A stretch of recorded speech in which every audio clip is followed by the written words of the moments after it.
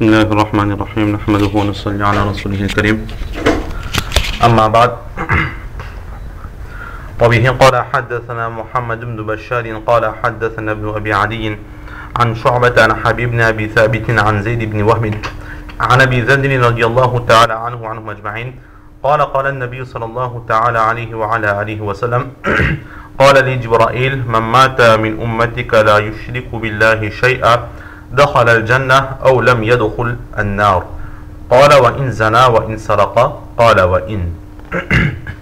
Par la grâce d'Allah, toujours dans ce livre du Bukhari Sharif, dans un nouveau hadith au sujet de la création des anges, nous avons un hadith qui nous est rapporté par Imam Bukhari qui nous rapporte de son professeur Mohammed fils de Bashar, qui rapporte de Ibn Abi Adi, qui rapporte de Shu'ba, qui rapporte de Habib fils de Thabit, Abi Thabit, qui rapporte de Zayd fils de Wahab, qui rapporte de Hazrat Abu Zar Ghifari radiyallahu ta'ala an, qui dit que le saint prophète sallallahu alayhi wa sallam a dit que l'ange d'Ibrahim, l'ange Gabriel m'a dit: celui qui de ta communauté mourra sans avoir associé Allah à autrui au moment de sa mort entrera dans le paradis. Ou bien un doute du narrateur, ou bien il a dit qu'il entrera dans le paradis, ou alors il a dit qu'il n'entrera pas dans l'enfer. Donc c'est plus ou moins la même chose, ce sont des mots qui changent, la formule qui change. Alors il questionne, dit: est-ce que même s'il a fait l'adultère et même s'il a volé, il répond: même s'il a fait ainsi, il entrera dans le paradis ou il n'entrera pas dans l'enfer. Donc nous avons ici un hadith que normalement nous avons déjà vu de mémoire dans le Mishkat Sharif, où Abu Zar Ghifari radiallahu ta'ala relate une parole du saint prophète sallallahu alayhi wa sallam. La raison pour laquelle Imam Bukhari a positionné ce hadith dans ce chapitre, c'est que, encore une fois, nous avons dans ce hadith la présence de l'ange d'Ibrahim, donc la preuve que les anges, ils existent en islam. C'est pour cela que dans les iman et mufassal, iman et mujmal, etc., on a cette foi que j'amène la foi en Allah, en ses prophètes et en la présence des anges. Donc c'est une partie de notre foi, croire à ces êtres que nous ne pouvons pas voir. Ensuite, nous avons ici ce hadith donc qui est très clair, que l'ange d'Ibrahim il a dit au saint prophète sallallahu alayhi wa sallam: celui qui de ta communauté, donc parmi nous, c'est-à-dire nous les musulmans et aussi les non-musulmans, qui meurent sans avoir associé Allah à autrui. Donc toutes les personnes qui mourront avec la croyance en Allah et en son prophète sallallahu alayhi wa sallam, c'est-à-dire les musulmans. Toutes les personnes qui ont cette foi de l'unicité d'Allah et de la prophétie du saint prophète sallallahu alayhi wa sallam, ils entreront dans le paradis, ou bien ils n'entreront pas dans l'enfer, même si, alors la personne pose la question: est-ce que même s'il a fait l'adultère et même s'il a volé? On répondra que oui, même s'il a fait ces deux actions. Alors, wa in zana wa in saraqa. Le hadith en lui-même, il est très clair. Pas besoin de trop d'explications pour le comprendre. Juste au sujet de wa in zana wa in saraqa. Apparemment, on peut avoir l'impression que il y a deux possibilités d'interprétation. La première possibilité, c'est que c'est Hazrat Abu Zar Ghifari radiallahu ta'ala qui pose la question. Le prophète sallallahu alayhi wa sallam dit que voilà, l'ange Gabriel m'a dit que celui qui croit en Allah n'entrera pas dans l'enfer, il entrera dans le paradis. Alors Hazrat Abu Zar Ghifari, il est stupéfait, il questionne au prophète d'Allah: même s'il a fait le zina, l'adultère, même s'il a volé, c'est-à-dire même s'il a commis des péchés capitaux, et le prophète sallallahu alayhi wa sallam qui répond: même s'il a fait des péchés capitaux, sa foi, son iman le protégera et l'empêchera d'aller dans l'enfer et l'amènera dans le paradis.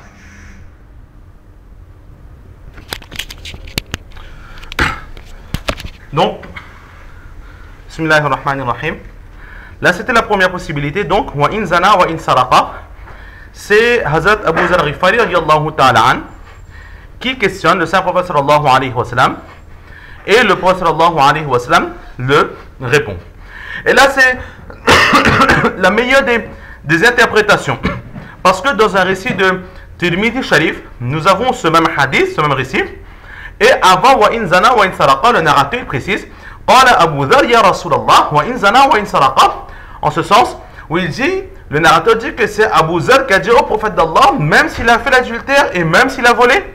Et d'autres personnes où on peut amener, juste à la lecture de ce hadith, on peut amener à comprendre que la question n'est pas posée par Abu Dhar Ghifari, mais par le saint prophète sallallahu alayhi wa sallam.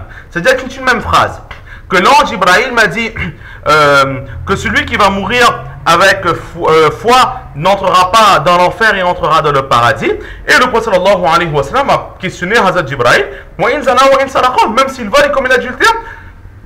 Et l'ange Jibril qui va répondre oui, même s'il vole et même s'il commet l'adultère. Donc il y a deux possibilités, mais nous avons vu que la première possibilité, c'est-à-dire que la question vient de Hazrat Abu Dhar Ghifari, c'est la meilleure, car dans d'autres narrations, nous avons cette clarification où l'un des narrateurs dit que c'est Abu Dhar directement qui pose la question au Saint-Prophète sallallahu alayhi wa sallam. Maintenant, ce récit de Hazrat Abu Dhar Ghifari, il est parfois mal interprété par certaines personnes. Il y a certaines catégories de personnes qui utilisent ce genre de hadith pour s'autoriser les interdits en islam. Tout ce qu'Allah il a rendu illicite, tous les péchés qui amènent la destruction de la foi, et bien certaines personnes, ils les rendent autorisés. Ils se les autorisent et autorisent aux autres d'accomplir cela en se basant sur ce hadith où il dit que le prophète d'Allah, il a dit que toutes les personnes qui ont foi entreront dans le paradis, même s'ils font l'adultère, même s'ils volent. Donc, il y a un autre récit où il dit, même s'il a bu des boissons alcoolisées, même s'il a bu du vin, il entrera dans le paradis. Donc, ces personnes utilisent ce hadith dans son sens premier en disant que le prophète, il a dit, même si on a des péchés, on entrera dans le paradis. Donc, la seule différence qu'il y a entre nous et les non-musulmans, c'est la foi en Allah, et les actions, ils sont les mêmes, autorisés pour nous tous. Ce que les non-musulmans font, nous avons le droit de faire, car de toute façon, le iman va nous protéger et nous entrerons dans le paradis. Mais malheureusement, c'est une mauvaise interprétation, c'est quelque chose qui, au contraire, au lieu de les amener vers le paradis, peut petit à petit les amener à perdre leur foi. Pourquoi? Parce que tout simplement, en partant du principe que les péchés, même si on a commis des péchés, on entrera dans le paradis, il y a de l'autre côté quelque chose qu'ils ont oublié. C'est une règle qu'Allah il a mis en place, que les droits d'autrui, c'est-à-dire les droits des créatures, ne sont pas pardonnés par le simple fait d'avoir emmené foi en Allah.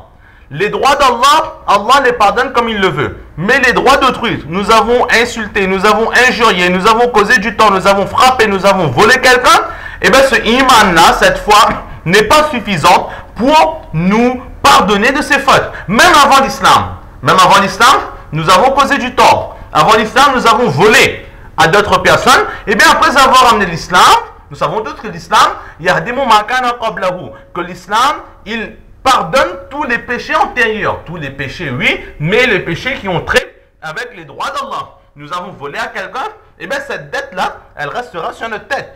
Une personne qui s'est convertie à l'islam ne peut pas dire que oui, je lui devais, mais maintenant que je suis musulman, Allah m'a pardonné tout, je ne le rendrai pas. Non, là c'est les droits d'Allah, ce sont les droits d'Allah, et donc il faut obligatoirement rendre à autrui ce que nous lui devons. Donc, dire que tous les péchés sont automatiquement pardonnés, cela, par la foi, tous les péchés sont automatiquement pardonnés par la foi, cela n'est pas dans son sens premier, car nous devons rendre compte à Allah pour les droits d'autrui que nous aurons bafoués. Maintenant, si Allah, par sa clémence, il peut faire en sorte que l'autre personne nous pardonne. Si au moment de mourir, nous n'avons pas réussi à nous désengager de tous nos engagements vis-à-vis des autres créatures, Allah, il a la possibilité de nous faire pardonner en offrant à cette personne ce qui lui satisfera dans l'au-delà, et en contrepartie, Allah pourra lui demander de nous pardonner. Là, c'est autre chose, mais c'est quelque chose qui n'est pas assuré pour tout un chacun. C'est une possibilité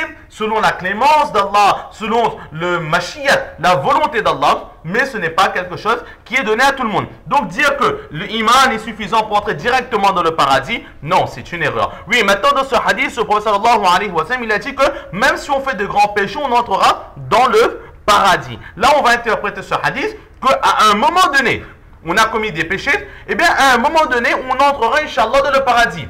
Mais avant cela, il faudra faire un détour dans l'enfer, là où Allah nous purifiera de nos imperfections. Celui qui ne croit pas en Allah, il ira en enfer pour être châtié, pour être puni. Et le croyant qui a commis trop de péchés, l'empêchant d'entrer directement dans le paradis, cette personne ira en enfer, mais pas pour être puni, mais pour être purifié des imperfections qu'il a encore en lui. Notre vie sur cette terre a pour but de nous purifier, de purifier notre intérieur, notre âme, notre cœur, afin de pouvoir entrer dans le paradis. Allah dit, Ya ayyatuhan nafsul mutma'inna, ô vous qui avez le nafs mutma'inna, ô vous qui avez réussi à purifier votre intérieur, vous pourrez entrer dans le paradis. Tant qu'il n'y a pas cette purification intérieure, cette purification spirituelle, alors l'entrée dans le paradis ne sera pas automatique. Si nous avons purifié d'une certaine façon, mais il y a encore des dards, il y a encore des imperfections, des impuretés, alors là, l'enfer va le purifier. Exactement comme quelque chose qui est infecté, quelque chose qui est sale. Alors c'est par la chaleur qu'on va le nettoyer. Une assiette qui est très grasse, avec du savon, mais aussi avec de l'eau bouillante, on va le nettoyer. Du linge qui est sale, plus qu'on prend de l'eau chaude, plus qu'il y aura des chances que cette impureté va s'en aller. La chaleur fait fondre ces impuretés. L'enfer aussi va purifier cette âme, ce cœur qui n'aura pas été purifié sur cette terre. Allah nous en préserve. Donc là, ce que le prophète sallallahu alayhi wa sallam veut dire, c'est que nous ne resterons pas éternellement dans l'enfer. Mais à un moment donné, Allah nous mettra dans le paradis. Mais cela ne veut pas dire que nous pourrons automatiquement entrer directement dans le paradis du moment que nous avons la foi. Non, il faut aussi faire des actions vertueuses et surtout se préserver des péchés. D'ailleurs, dans un autre récit, il est dit explicitement ce que nous venons de dire, Man qala la ilaha illallah nafa'atuhu yawman min ad-dahri, que celui qui dit la ilaha illallah, alors à un moment donné, obligatoirement, cette foi lui sera profitable. À un moment donné, cette foi lui sera profitable. Mais le prophète n'a pas précisé à quel moment. Est-ce que c'est au moment le jour du jugement ou après être allé en enfer? Donc là, le prophète il dit que cela sera profitable, mais pas automatiquement dès le début. Asabahu qabla dhalika ma asabahu. Avant qu'il ne profite de cette foi, il pourra subir ce qu'Allah voudra lui faire subir. Il pourra endurer ce qu'Allah voudra lui faire endurer, mais à un moment donné, cela s'arrêtera car cette foi lui rendra service. Il l'emmènera dans le paradis. Là, nous voyons très